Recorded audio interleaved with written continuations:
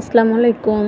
আমি ডাক্তার রাবেয়া সুলতানা। আমি আজকে বিভিন্ন প্রকার কীটপতঙ্গে কামড়ালে, যেমন কুকুর, বিড়াল, ইঁদুর বা বিভিন্ন প্রকার কীটপতঙ্গ বা পোকামাকড় কামড় দিলে যে হোমিওপ্যাথিক মেডিসিন প্রয়োগ করতে হয় সে মেডিসিন নিয়ে আলোচনা করব।